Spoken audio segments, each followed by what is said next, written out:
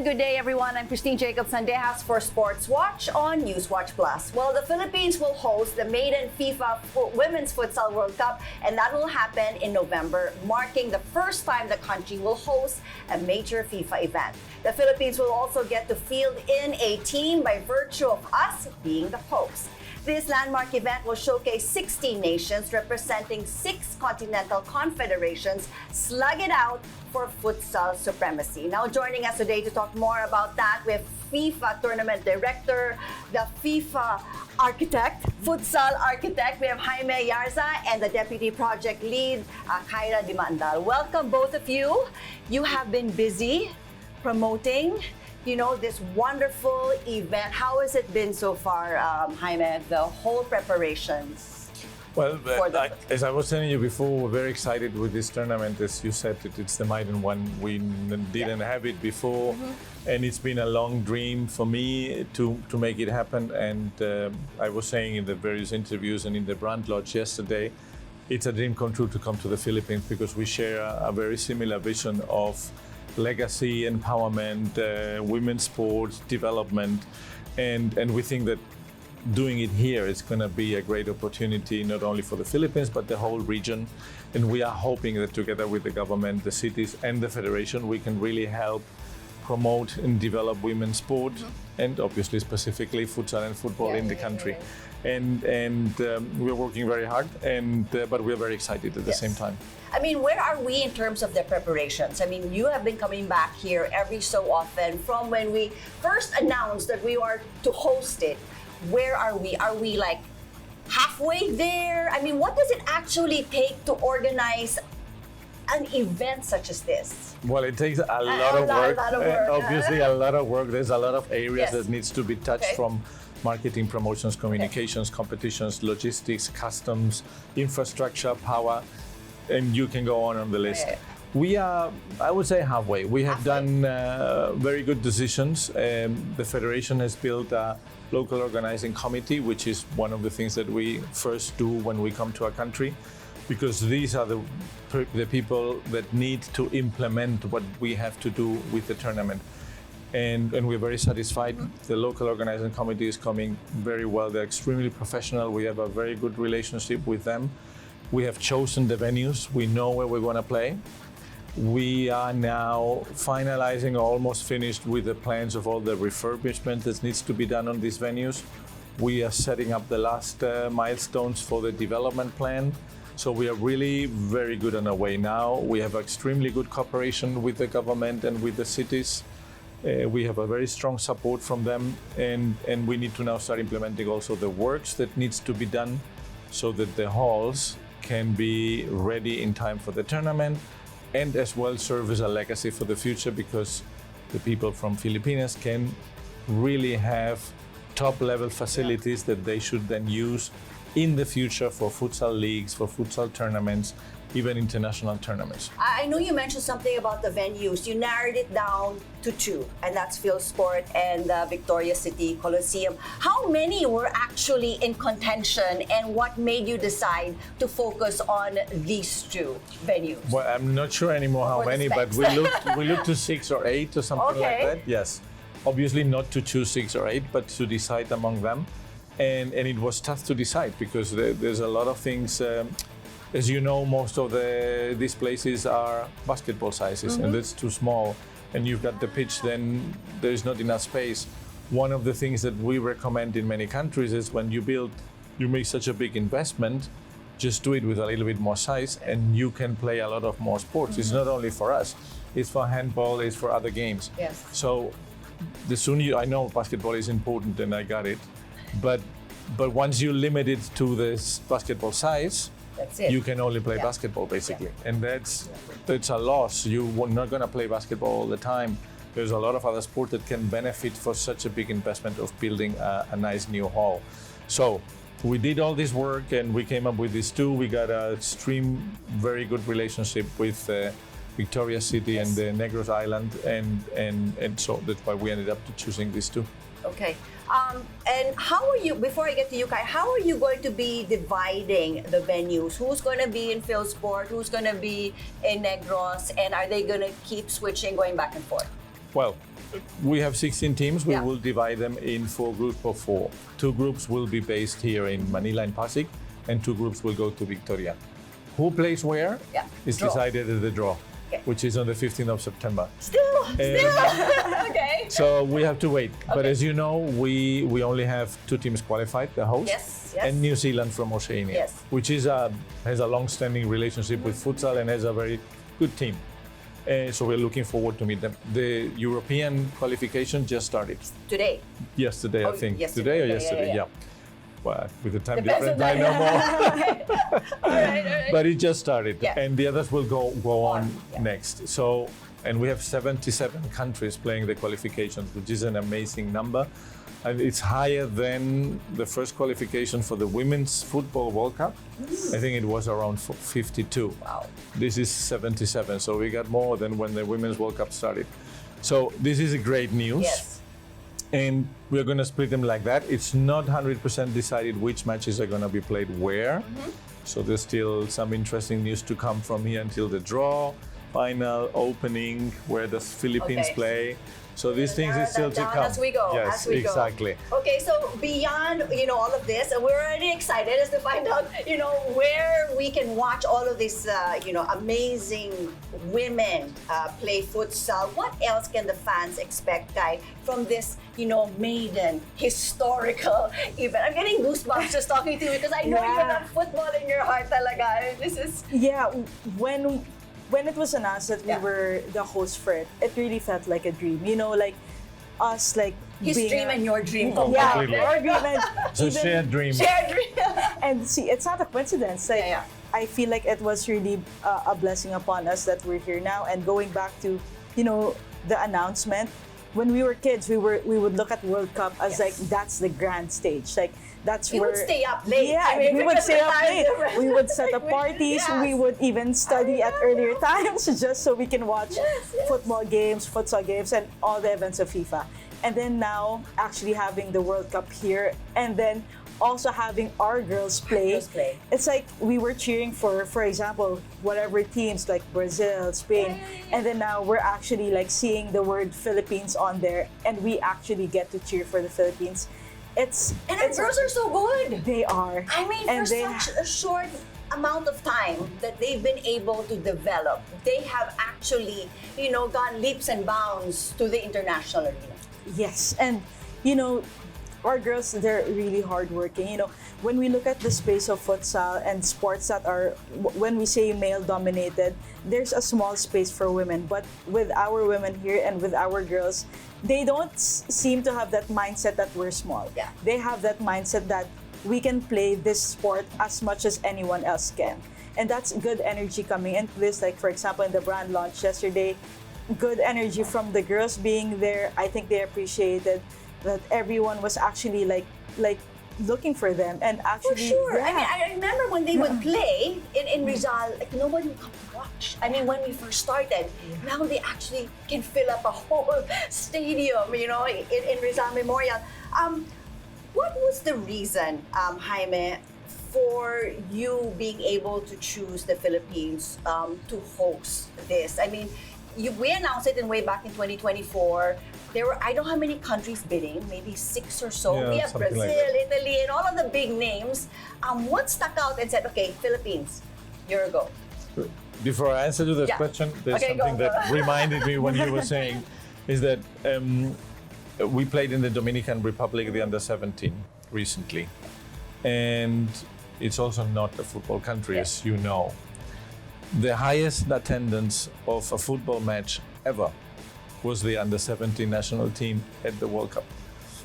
Ever. Ever. Men's, any age, women, senior, ever.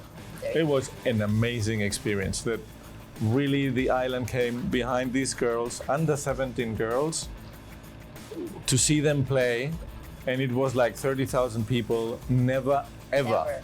It's had just- so many people in the Dominican Republic went to see a football match of any I mean, they're of just in any awe, type. not thinking that they could actually achieve something like that, but it's just doing the unexpected. And I was like, wow, you're so good. When did this all happen? Right? That's why I'm saying it. Yes. It's for me. It felt when you were talking, Yeah. it felt like oh, this is a reference that we can apply here. I'm convinced that we're going to have the same success in that sense. Yes. Well, how came that we chose Philippines? Philippines? Yes. Well, at the end, it was a council decision. That made very clear. The FIFA Council is the one that makes this decision. But when we got the candidates, we prepare a report, and we look into various factors, obviously. One very important is the interest of the federation. So, because sometimes sending the interest as a candidate doesn't mean the country is really behind the project. We felt that the Philippines was really behind the project. The second thing that was extremely important for us, we felt the support of the government behind the project.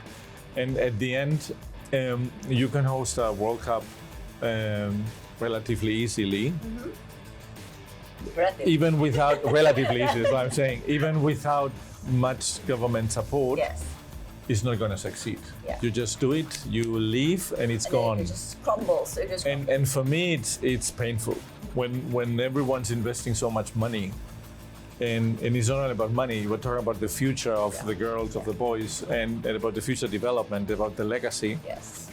For me, it's extremely important that something remains, that there is something solid for the years to come.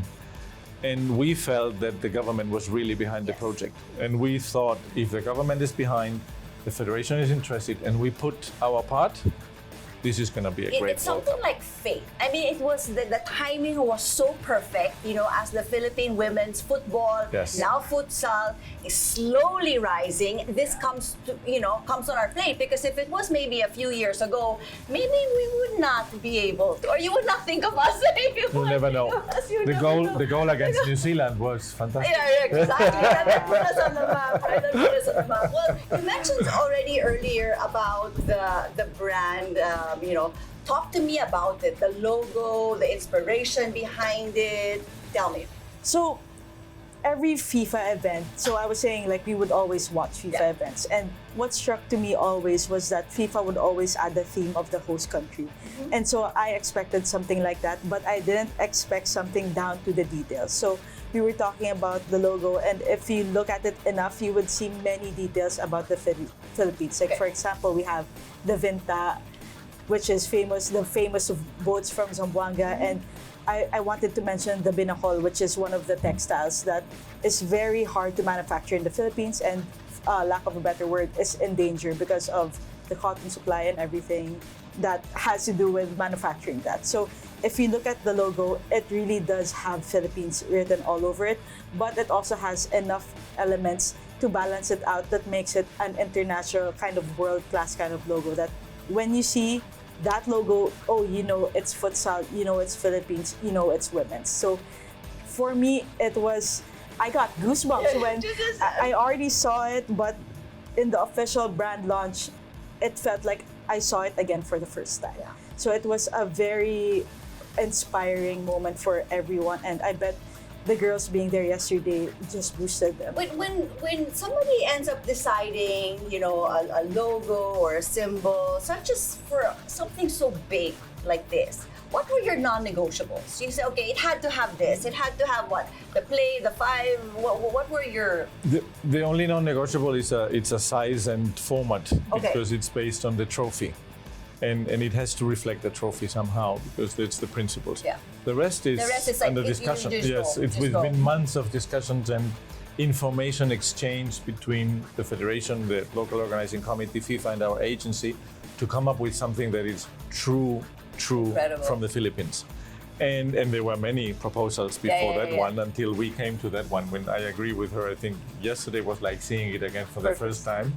With all the dance and the dynamisms and all we had there, it was really fantastic. I felt very proud for what the team has achieved to do with that logo. Okay, so now we have the venues, we have the logos. Let's get down to the participating teams. You mentioned that there are 77 countries that are vying for only 16 slots. Some competitions are actually underway, so what can we expect in the next month? How many teams? And the first one we're going to expect is UEFA because they just started, yes. and the rest are going to come until the end of May. So okay. it's one competition is going to be happening one after the other, basically. Okay, so we already have the Philippines, New Zealand. They're locked in. That's it. That's it. We have how many? 4 Europeans. 4 Europeans, okay. 3 from Asia, 3 from South America, 2 from Africa, and 2 more from Central America, the Caribbean, and North America. So when our girls finish in May, we already would have had the complete list. By then we know it. Lineup, and we're already ready. Do you have, you have been in this futsal industry, I don't know how long, but you have really, it's been your advocacy for such a long time. Looking now for women's futsal, some of them are new, maybe like us, but who would you see would be like the top contenders, if you're allowed to say? Well, definitely in Europe, you have 2 teams that are top of the notch, which is Spain and Portugal. They've been in position 1 and 2, or 2 and 1, depending of the year. And you have definitely Brazil. Brazil is one of the strongest teams by far. Yes. And in Asia, you have Iran, is a very, very strong team, really very well prepared. And you have Japan, also very strong. Wow. Okay. For me, these are the favorites. Obviously, until we see the qualifiers, we will not know the real situation of the teams and who's really qualifying, because we can expect a few surprises. Because with 77 teams participating, there's going to be 1 or 2 surprises for sure. But these teams that I said are basically the top ones that you can expect. Ones to watch out for at least. Yes. Looking at our team composition, Kai, tell me a little bit about that. Do we have, wala pa, we don't really have the final lineup yet, diba? We're still gearing up for the AFCs that will happen in May, right? So we have ladies already there. Any big changes, any big additions? Are you going to have more tryouts or camps? Because it's still a long time. Anything can happen from now until we start in November. And that's true. And football and futsal, you said, are different. Very different. Okay. So, correct. It's a long way there. There will be a lot of preparations, but the federation is always up to getting the best players. And now that we are center stage, we are expecting more players to be more involved. So there might be changes here and there, but we trust the system. We trust moreover the girls and their capabilities. And moving forward, I know that each one of them will be putting their best foot forward. Preparations that we have lined up leading up to the World Cup. Any tournaments that we need to participate in? I know this one, it's we're just trying to get a feel of whatever because we're already in, but any other competitions that we have lined up? Yeah, so other than the one in May, I think the federation is also lined up to have some practice games with other countries as well, because it's very important for the girls to have proper exposure. And again, it's the biggest stage for them. It's not gonna be a normal preparation. So we're now with the support and with the eyes of everyone this year. I expect that our girls will really be exposed to more games this year. And are we going to be able to have some futsal tournaments here just to test the venues or to test the system? Is there something lined up? And that's something we're looking at. AFF again, or something that we might be able to... We want to be able to prepare in the best way possible. And that means getting every single detail and even not wasting any second on it. So we do want to have kind of a rundown on this, and we hope to be able to have this organized before the World Cup. And I think that's the best way for us to really know that, yes, we are here to execute the World Cup and we're here to execute it in the best way possible. We have 2 types of matches. One is preparation matches for the team. The other one would be a test event to test the facilities. What we did in the past occasionally was holding some matches around the draw. But if the works are not finished on the halls, then we cannot do that. We'll probably try to do it a little bit later. But again, purpose is a little bit different. One would be to test the whole operation of the stadium, of the hall, and see how it works, and also get the people ready for that, as well as help promote the team and the tournament. And this is something that needs to be evaluated according to the schedule of works in the halls. Okay, so we so much appreciate the fact that we are having this FIFA Futsal World Cup here in the Philippines, and that is November 21 till December 7. Okay. This is such a momentous, this is a milestone for us. What does this mean in terms of the impact, growth that we can see and foresee for women and also for Philippines futsal? So I was talking about a lot of people about this. I'm in the football community, and even when we were kids, we were always talking about what changes we need to make. And then now we're blessed with an event like this. So when we're talking about FIFA being here and the Futsal World Cup being here, it's not just having that event in November to December. The bigger goal is really to have a development, and with FIFA teaching us and guiding us and having all these standards already taught to us, we want to be able to apply that standard to the future events that the Federation wants to have. And of course, this means that we will have more opportunities and more pathways for people, not only as players, but as referees, as managements, as coaches, and all the other things that they want to pursue. So that's the bigger goal, just to have more opportunities, more spaces, and just to let the girls know that sports, you can pursue it.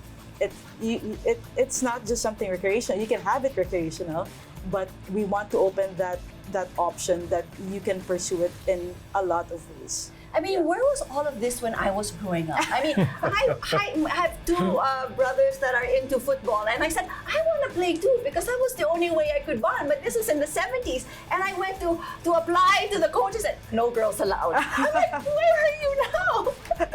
So I am so thankful that you have opened the floodgates. Futsal, for one, is something that I think we can actually really, really excel in, because, you know, we have lots of available basketball court that we can actually convert if we make it just a little bit bigger. Just a little bit bigger for you. So before I let you guys go, any final words that you have for the Filipino fans, and what can we look forward in the next coming days leading up to the World Cup? I think it's not only a unique opportunity for the football community and the futsal community in this country, it's also being part of history being made in sport, because it's the first time ever a women's futsal World Cup is going to be held, and it's going to be held on the Philippines. And we will all look into the future after the World Cup together with the Federation and the government to make sure that futsal takes strong roots.